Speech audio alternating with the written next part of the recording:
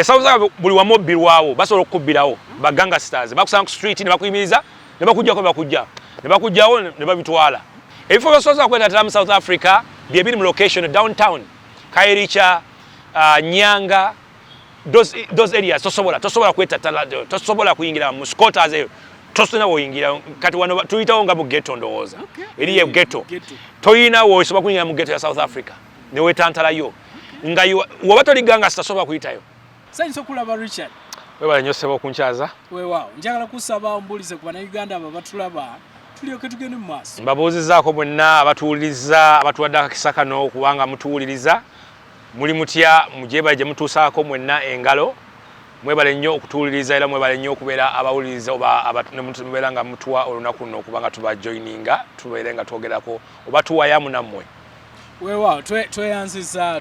Weewaawo Richard nze nyinza okugamba nti ntya n'ogende South Africa ne lwaki ntya ogende South Africa olw'ebyo byendaba ku street eriyo bendaba nga babazingiza mmotoka nga mmotoka gye baagala ku street n'endaba ng'eyo bagitutte emundu nziraba ziringa mundu ku street za South Africa obwambe bulinga obwambe ku street za South Africa balina n'ebifo bye batugamba nti bw'oba ogenze South Africa eno teweetantala kugendayo nti kubanga bwe banaakulaba ne balabanga ddala toli mu South Africa nti obulamu bwo buyinza okukomaawo.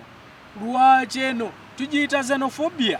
Lwaki eriyo xenophobia eriyo n'obubbi okutwalisa awamu kyekigenda mu maaso. Lwaki ebintu biri bwe biti mu kulaba okuko gwe nga awangaliddeyo ojja natubulira gw'osobodde otya okuwangaala oyinza okuba nga tofunangako lubale lwa mu South Africa nga kuba.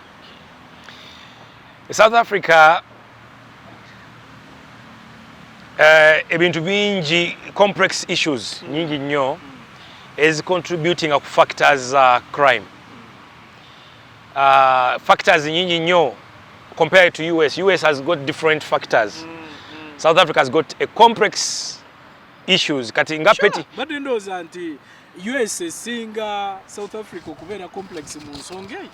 Nedda yes, you know,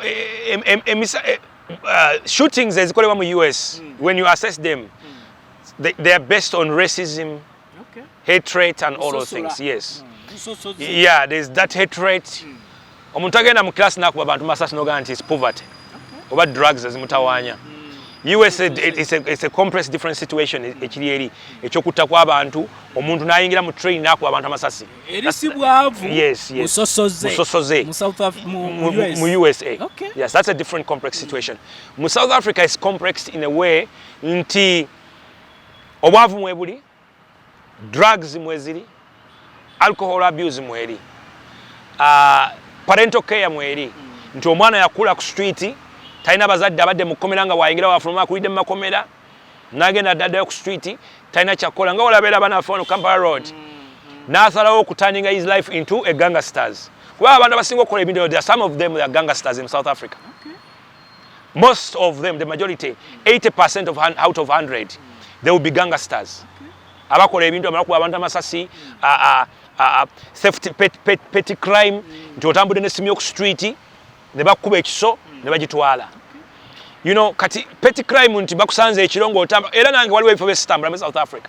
Yes, mpozi myaka giri nga nkyali muvubuka nga nakatuukayo yes natambulanga ne nyingira mu locations ezo nenkola kibi n'ekiro nga ntambula sawa 3 naye kati neompa ssente sisobola kutambula mu location ya South Africa kiro. Sisobola kubanga definitely I'm 100% sure nti ngenda kusanga abanyaguzi.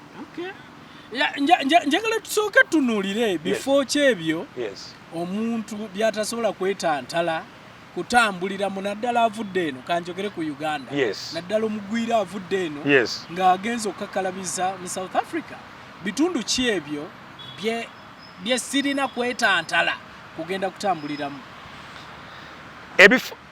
nga wegamba nti is a complex esawuza buli wa mobile wawo basobola okubbirawo ba gangsters bakusanga ku street ne bakuyimiriza ne bakujjako bakujja ne bakujjawo ne babitwala basobola naye mu CBDs mu cities it's not that si kyangu nnyo kuba mubaamu abantu naye ate ne mu bantu bennyini bakuyimiriza ne bakubba. Ebifo byasobola kwetantala mu South Africa bye biri mu location downtown Kairicha, Nyanga, those areas tosobola kwetatala tosobola kuyingira mu squatters eyo tosina woyingira kati wano tuyitawo nga mu ghetto ndowooza eriye ghetto toyina wosobola kuyingira mu ghetto ya South Africa ne wetantalayo nga woba toliganga sitasobola kuyitayo weyo ogambye wa mu ghetto Kairicha the size of Cape Town here. Kairicha is in Cape Town. Nyanga chiri mu Cape Town. You know those areas. Tosobola toina Philippi tosobola Philippi is gangster areas. Toina locations was ingira mu kiro oba notambula mu kiro era abantu oba na Uganda je bali osanga bali babiri basatu oba baluddemu. Naye tolina gweke nyinyi omuntu avudde wano noga nti wetantale Kairicha ekiro ndogitambulamu nga otambula no Kampala Road tosobola era wesanga bakubye biso Katonda bakuyema ne batakutta osanga bintu babitutte katoza petty crimes petty crime ezitali wano Uganda naye ate kati zatandise nti abaana bangi ku street n'ebiragalagala bikozesebwa kati petty crime n'atandika kubanga nze wenakulira wana Uganda tewali petty crime ndio sanzo omuntu akujjeko essimu ekiro tebyaliwo ndio sanzo omuntu akwaziza ne bakujjako wallet n'emisana kati bazitwala n'emisana kati bakujjako kati ebyo tebyaliwo Uganda myaka eyo twawuliranga abantu nti babye banka babye kolero batutte sente Uganda ekyaliwo abantu babbanga sente mu banka babbanga sente mu makolero byebyo bye twali tumanyi nti babye ente z'agundi ente nga mmeka naye kati petty crime naye Uganda atandise okukola okuyingira yale South Africa nti n'esiringi 10 kikussa yes ekikumi kikussa n'olwabiri lukussa petty crime nti omuntu abeera under influence of drugs ng'ayagala kunywa njaga ekintu kino bw'ogamba nti babeera under influence of drugs omuntu ayinza okwebuuza n'agamba nti bajjawa drugs zino kubanga ekintu ekisinga okubeera expensive kye tumanyi mu nsi bye biragalalagala bino biri too expensive abantu bano ababinywa ate nga tuwulira babeera mu ghetto bivaawa drug dealers bangi mu South Africa abantu abatunda enjaga abantu bangi abatunda ebiyaga ebyo ate ogenda okwesanga nga muyinza mwenyigiramu n'abantu bennyini abakolera mu bitongole ebyenjawulo ebinene abantu bennyini abali mu bitongole by'amaanyi nga nabo benyigira mu gundi kubanga drugs mu South Africa zikozesebwa buli location yonna zikozesebwa buli kintu kya ggwanga lyonna ekintu ekyo nkyebuuzizza ebbanga lingi kubanga ne ku streets wano e Kampala osanga omwana nga anuusa bw'obuuza anuusa ki bagamba amafuta ga nnyonyi so ne weebuuza ani aleeta amafuta g'ennyonyi n'aba nga agaguza abaana bano amafuta lwaki nkubuuza ebintu bino bya bbeeyi cocaine wa bbeeyi babireeta abantu abadde mu drug lords nnyo aba Nigeria abatera okukwata e South Africa nga batunda enjaga eyo aba Pakistani babatera okukola mu bintu ebyo nga batunda enjaga eyo n'Abasomalia abamu n'aba South Africa abamu nga batunda drugs zino drugs zonoona family drugs zonoonya abaana drugs zonoonya abaana b'amasomero drugs zonoonya abantu abakola mu company business people drugs zonoonya family kati drugs buli wamu weeyingira yonoonawo ate si kyangu ogyewala naye woogiyingiramu kyangu ogivaamu kyangu nnyo okugyewala nga tonatandika gikozesa naye woogiyingiramu nzijukira Omunigeria ono yalina muganda affe ono omuwala yali omuyimbi wano waliwo Omunigeria myaka egyayita oyo Omunigeria oyo eyakozesa omuwala wano bamuyita erinnya bali oyo Omunigeria oyo waliwo Omunigeria oyo eyatutumuka wano mu Uganda nti bamukwata yakozesa muganda affe n'akola ebifaananyi ne babiteeka ku mitimbagano ne bakola biki oyo Omunigeria oyo era be bantu abe nayogeddeko mu programu eyasooka nti passport zaffe be bantu abenyigira wosanga Omunigeria oba Omupakistan omuntu yenna ali mu byokutunda abakyala oba okusimagolinga ebintu byonna ebyo babikola ne drugs abazikola waliwo abatunda abaana ebyasibiza Robert Kelly business kutunda bakyala ate ebisibe byasibiza Robert Kelly myaka 3 ebyamusibiza kwebaka ku baana ba waliwo trafficking bayagala trafficking of younger girls trafficking of younger girls kwe gamba abantu abenyiga mu rapping ebyo ne babikola drugs babizibamu laundering of money ebyo ne babikola kwe gamba bintu byabwe laundering of money drugs kubera na mundu saliko license ebyo ne kasaso ne bakola ki bamukola kutwala kubanga abantu ngabo abakola ebintu ebyo baba n'abasajja abagagga nga bagala kubuwalo buto yena kwa nasimagoli nga akawala akatowa no mugwanga nakatwala mu nsi eyo nga akatunze ebyo tubiwulire tubimanyi nakaguzo omugagga omwana w'abantu n'abula omugagga n'amusibira mu kisengo okumala emyaka bye byasibiza Robert Kelly okumala emyaka aga yabikola kati ebyo abantu abakugusa abantu ne babatwala abakyala okusingira ddala ne babatwala mu mawanga amalala nti babatunda oba ne babasibira mu mayumba gaabwe for sex purposes trafficking ne drugs bazikozesa kubanga kizibu nnyo okusanga abantu abatunda oba barepinga abakazi nga tebalina drugs mu nyumba zaabwe ye driveway yo kugamba bajjamu obwongo obuntu bulamu ne bafuuka nsolo abantu bakosa drugs tebaba abantu normal baba living in another environment nti bwe baginywa ebalaga ebintu ebirala kyovula nti South Africa enjaga oba drugs abana bwe bazikozesa zibalaga oba okunuusa oyo petrol ne petrol ono petrol emmotoka bamunuusa abana bali ku street bamunuusa kati bamunuusa obwongo buno bulina engeri gye bukyamuukirira nebimulaga kugamba nalaba night visuals but it's during the day ngalaba kimulugamba nti genda omuraping oli okitegeera kyegamba yes kyova rape is too high mu South Africa kubanga omuntu wanywa bi drugs nebibeera naba high nti high ali high the next level is to go to steal oba to kurapinga muntu njagala okwebuuza kubanga abantu bano bakola ebintu bino byonna yes naye oli ayinza okubuuza n'agamba nti security kubanga tulabye emundu nyingi yes tulabye obumenyi bw'amateeka naye oli ayinza okwebuuza nti ddala nze nagambye mu ntandikwa nti ntya n'ogende South Africa yes oyinza okwebuuza nti eriyo gavumenti teri gavumenti ddala security gyeri teri security kati emundu ezitali licensed mu South Africa ze nyingi uba batundayo batunda emundu zitulwa nga tulaba mu America nga omuntu agenza ogula emundu mu yes eteka weriri eryo omuntu ayina asobola oku applying for firearm for protection personal firearm ne wano ba apply yes naye tebagula mu maduuka tumanyi nti at least police yekuwa yes wano police eri South Africa police yekuwa you apply in terms ne bakuwa naye ate waliwo emundu eziri era kati zine emundu ezassa abantu South Africa just a day yesterday but one bagamba nti emundu were smuggled in the country. That's what they say. Kubanga most of the mundu ezita abantu mu South Africa, they are unlicensed. They are not identified. Temanyiddwa. Yayingira abani yagireta eri mu ggwanga etta abantu eri mu kutta abantu etta abantu. Kati ezo nyingi nnyo mu location za South Africa emundu baganga sababa nazo. Wova ku mundu ate obusona obungi nnyo.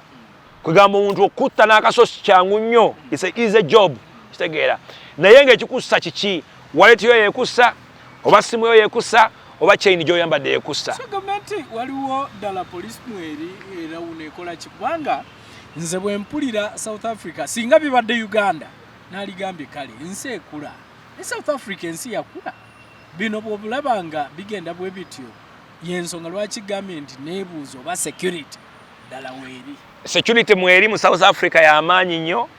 The police coordination is there. Naye obuzibu buli nti gangsterism ya amaanyi nnyo mu South Africa.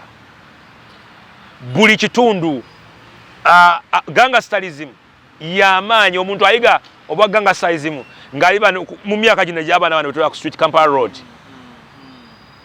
Omwana omuto watu ne bagamba nti yatta omuntu.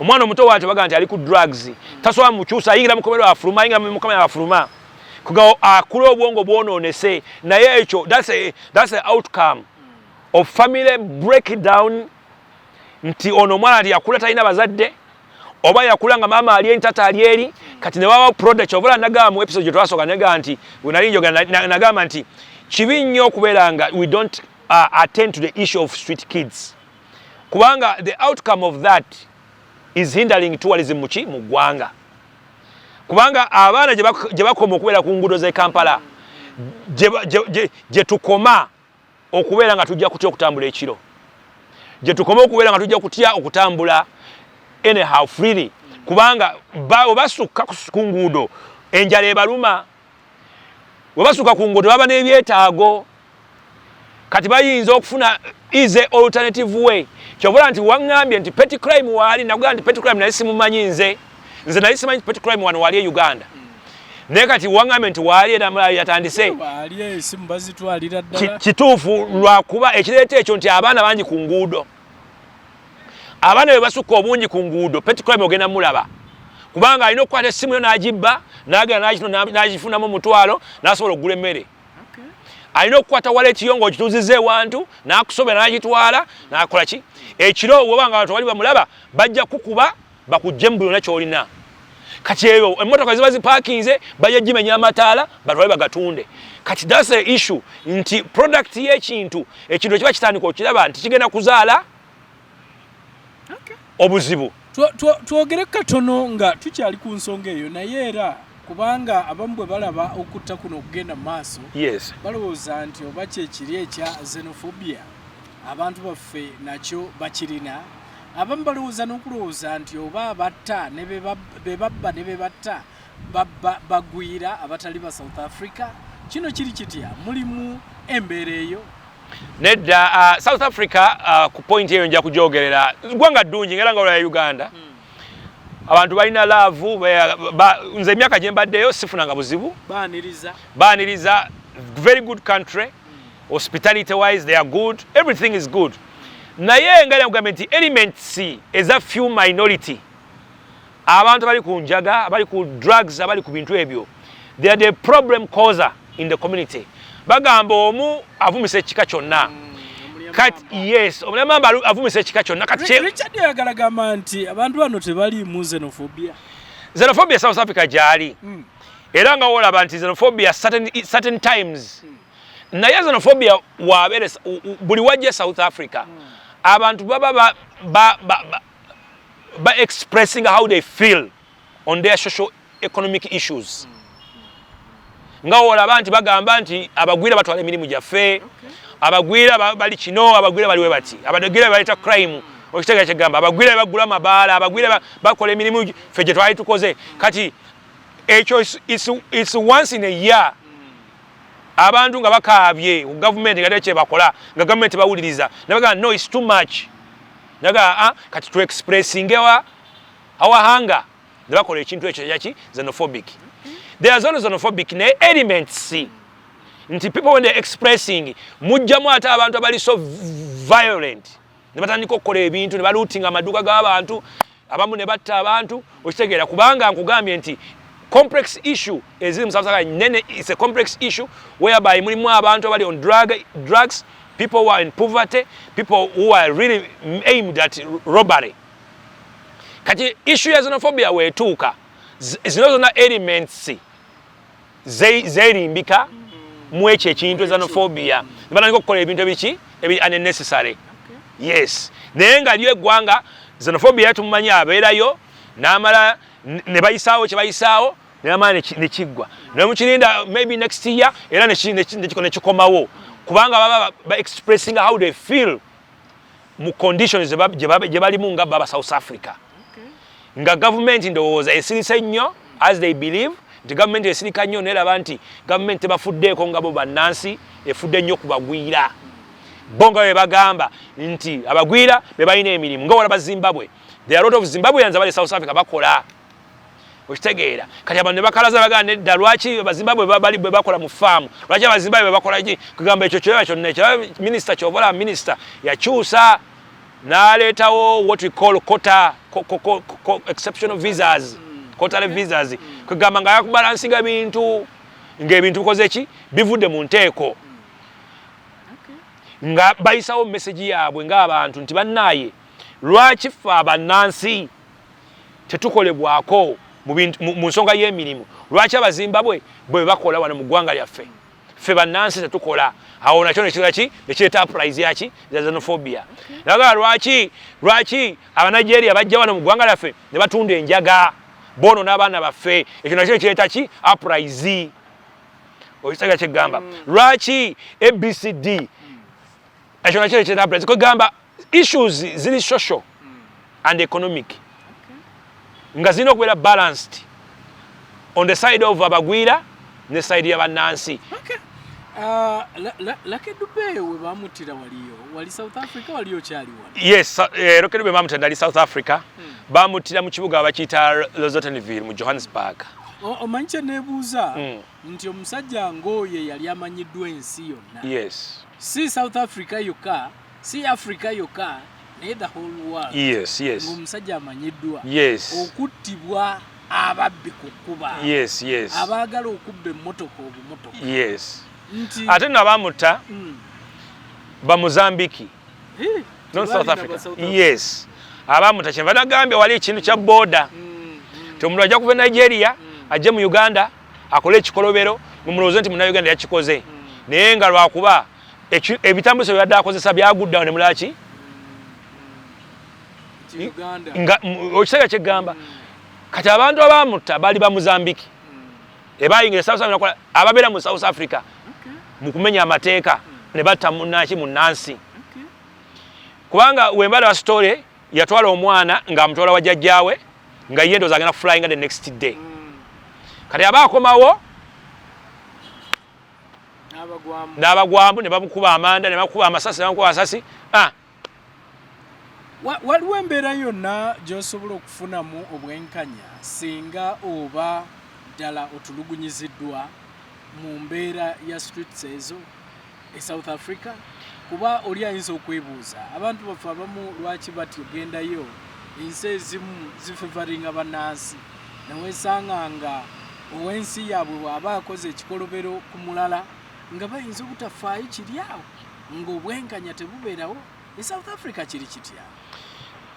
Democracy wa South Africa okusinziira ku Africa akyali strong kubanga manya nti ono democracy wa South Africa ya building by whites era social economic democracy waabwe very strong very balanced nti aketalinga bannansi very well omuntu waba akoze ensobi e South Africa tewabawo prejudice yonna you face the law kubanga wogenda singa omusango gugulibwawo nga waliwo evidence there's no way favorism esobola kuyingiramu kubanga courts of the law are very strong judiciary is very strong nti they look to the facts ne badeciding omusango kati awo kakutandira notafuna positive outcome kwe kubeera nga n'abakukubya ebiseggulo ekiro tebabategedde kubanga naye wabadde otamidde otegeera abakubye eggulo tebabategedde kubanga naye wabadde okoze eki ovuddeko kati nga evidence yo kubanga courts of the law everywhere they use evidence you have to give full evidence mu kooti ne bakola ne bajudicating omusango gwo kati we kibanga nawe wasangibwa nga gwe kenyini teweesobola emotionally physically ng'oli unfit nga tosobola kutegeera kyabaddewo kitegeeza it has gone under the water tolina osobola kuwaaba kubanga tolina gosobola kupininga nti ono eyanzibye ono eyankubye akaso yono eyayingidde mu nyumba yange nanziba kati favorism sijirawo kubanga the judiciary is very strong once you have a tight case you are on 100%. Waliwo kyendaba kubanga nkimanyi emabegeri biseera bino kiyinza okubanga tekiriiwo naye bannayuganda bangi baddukanga okuva wano nga bagenda South Africa. Yes. Naye nga bagenda South Africa kukyala. Yes. So si kukola. Yes. Naye bonna abasinga tebaakomangawo. Yes. Nga basigala eyo. Yes. Singa baba bakwatidde mu mbeera eyo. Yes. Abayaaye ne bakulyawo ne bakukuba. Yes. Oyinza okudduka ogenda mu mateeka oba weeyongerayo bweyongezi kwekukuma. Era oba nekyenjogedde nakyo kituufu bangi bagende South Africa naye nga bagenze kukyala ne beesanga nga tebazze nga batandise kukola. kituufu era nga nkugambye nti ova e Uganda ng'otunza akatakako oba ova e Uganda ng'olina papa sindala n'otuuka eri nga birala n'otuuka eri nga ki nga birala ng'oli engeri gy'abikusomeddemu si bwe biri kati nze era nkubiza nnyo abantu abaagala okutambula ne bano abaana baffe be batulugunyiza mu mawanga g'Abawarabu. Yes, tumanyi baagala kukola, tumanyi baagala nsimbi, naye basooke bafune full information. Waliwo gwe nalabye Katambi, ne waliwo Katambi ge nalabye badde bamukuba ng'alaajana ali eyo mu nsi z'Abawarabu. Abarabu bamukuba omwana mu nnyumba, omwana muto ali mu myaka nga 10, mwana myaka 9 oba 8 akuta omuggo olweyo ali mukuba, mukazi mukulu amukuba kwegamba omwana ndooza oba amulabikira, omwana ndooza atulira munayiga mu buddugavu nagamba oba kino kizike ekyo abampuliza mu ssonyiwe si byange bya mwana byadde akola kwegamba buli watulira munnayuganda ndooza oba abamulabira mu kalakita kisimanyi. Omwana yakubye omukyala nempulira nga nyagala nakkaaba nenga bannaye kati webaba nga abantu betugendamu tebaturespectinga ffe tulina okulwanirira ffe, tewali muntu yenna agenda tulwanirira. Omukazi nga kweganga siraba nawaddukira okitegeera ng'ate siraba nga mukazi ate n'omukwatako omwana omusitopinga kubanga amanyi singa amukwatako yagenda okuba mu buzibu ng'abazadde bakomyewo ng'omwana akwata, omwana yafulumye n'akomo n'ayingira nga tamatidde ayagala mwongeramu kwegamba ndowooza omwana ng'ayagala alabe omuddugavu ava Uganda waakaabamu ndowooza. Ezo embeera gye ziri kubanga abantu abasinga okuva mu nsi ezo abamu bonna tebatuukidde mu bwongo.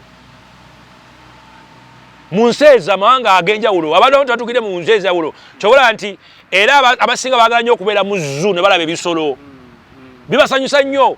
Waliwo ensi South Africa waliwo ekifo kye bagamba nti mu biseera bya apartheid baddiranga omuddugavu ne bamukozesa ebintu ne baseka bamuga kola wooti era nga ogambye kola enkima ndowooza weeri oba tolabanga nkima kwegabagamba sekamu tulabe era nga ogambye nti bamukozesa ati nga gundi kola wooti okitegeera kanga baana kati byebintu yembeera gye tulimu. As much as we want to go outside, as much as our life is on threat, nti gy'ogenda obulamu bwo oyinza obufiirwa oba oyinza okukomawo nga ki ng'oli mulamu.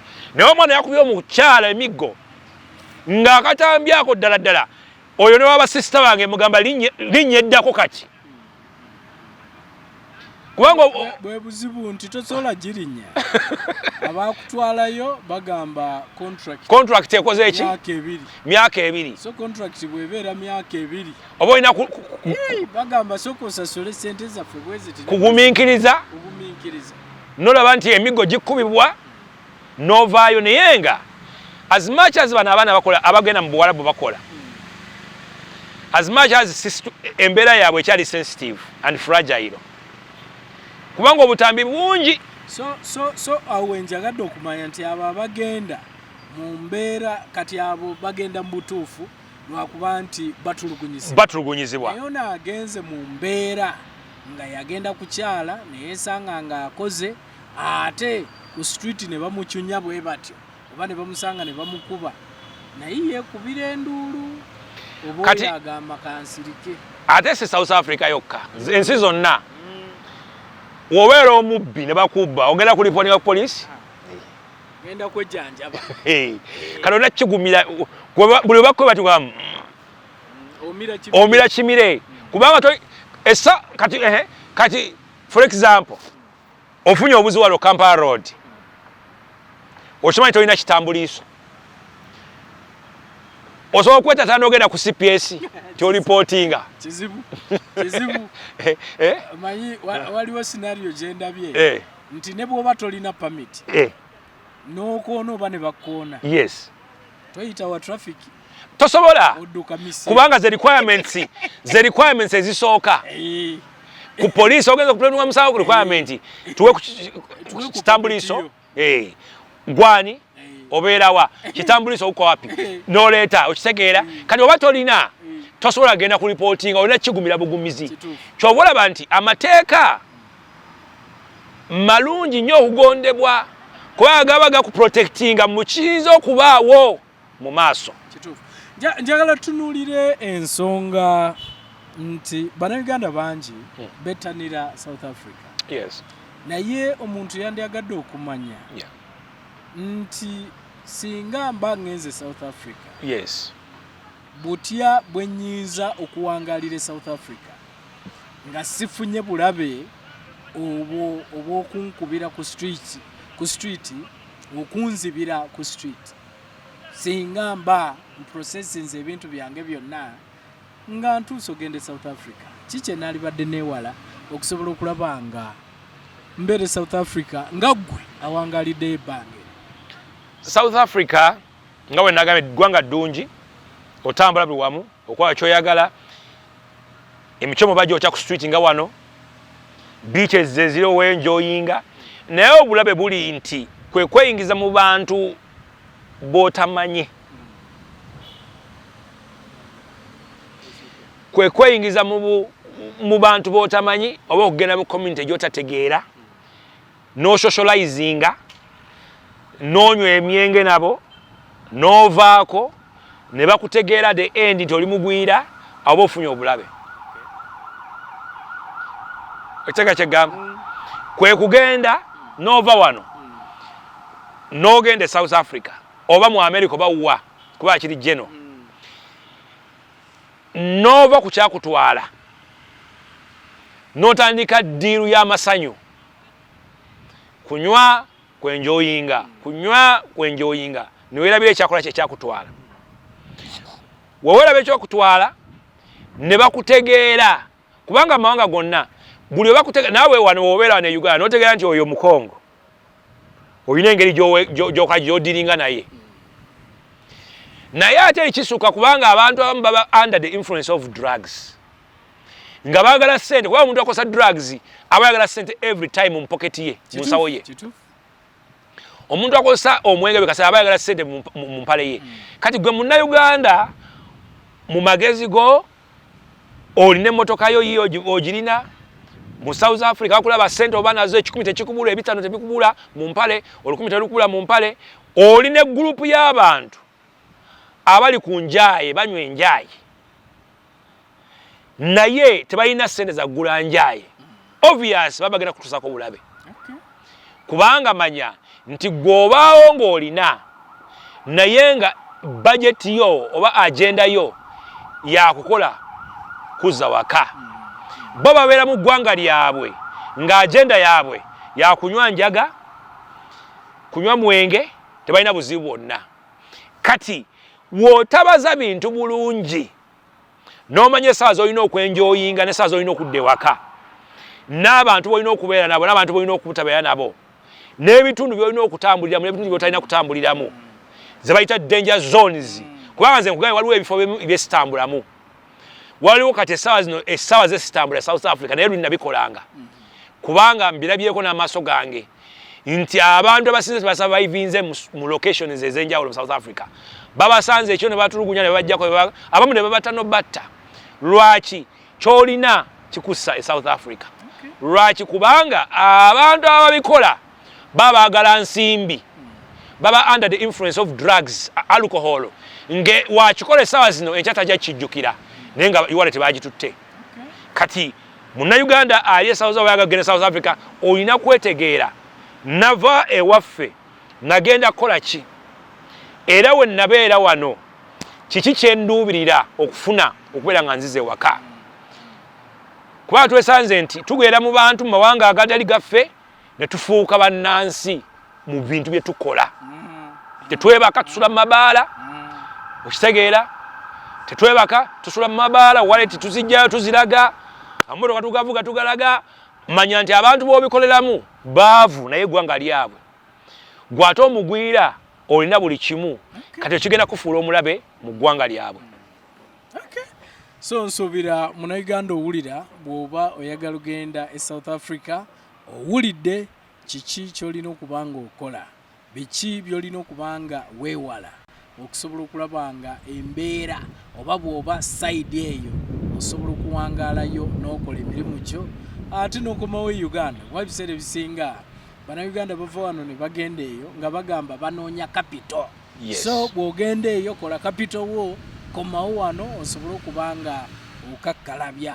Nkweyanziza Richard. Yes. Akagambo okolekera Bannayuganda abo batulaba ku Yugi Updates. Bannayuganda mwenna abatuwuliriza batulaba tubeeyanziza nnyo tuwa obudde naye essira lyemba kuutira kirungi nnyo okutambula kirungi nnyo okutambula ate nga olikyali mwana muto n'osobola okulaba n'oleeta by'olabye n'obizza ewammwe naye ate kirungi nnyo okutambula n'olowooza ewammwe gye wava kubanga osobola okubeera mu ggwanga ly'olimu n'omalayo emyaka naye endi eri wano ewammwe mwekwate bulungi mwabali mawanga ago jukira ekyakutwala ng'ogenda abamu mwabyerabira mwagenda mu myaka mabega nnyo wabyerabira lwaki wagenda eyo weerabira wafuuka munnansi kati wafuuka munnansi gy'olimu eyo naawe ogenda na floods ogenda na mazzi gali gye gakutwala gy'ogenda essaawa zino olina okutuula ku kitanda olina okutuula ku buliri bwo noweekubamu ekifaananyi nti bannaaye we nali nzija wano kiki ddala ddala ekyandeeta okusookera ddala abo baagala okugenda mu mawanga ag'enjawulo nammwe mbakuutira nti we muba mutuuseeyo temuvaako waliwo okuvaako omuntu wavaako ku luguudo kitegeeza ogenda kukola ebiteegasa ate ovaako obulabe bungi nnyo nti oyinza n'okwesanga nga tokomyewo nga oli mulamu ng'okomyewo ng'oli mufu ate tubaagala mwenna mukomyewo muli balamu mu ggwanga Uganda kubanga Uganda ebeetaaga mukama abakuume era abeere nammwe. Tweyanze kwegamba bamanye obunaku bwabwe. Yes. Twaliza wamu. Manye ekyakutwala. Nkweyanza Richard. Webale kwogerako eri Bannayuganda. Webale nnyo sawa. Atulaba mulungi saagala kusuka waawo. Njagala okwebaza okutulaba okutugoberera eyo ye Yugi Updates. Osobola okutwegatako buli akakedde. Likinga, subscribe, tubeere nga tutambulira wamu. Oyinza okunsindikira ne ka WhatsApp awe kali wansaawo osobola okalaba ne tusobola okubanga tutambulira wamu. Kambageze ekiseera ekirungi mubeere bulungi mwera.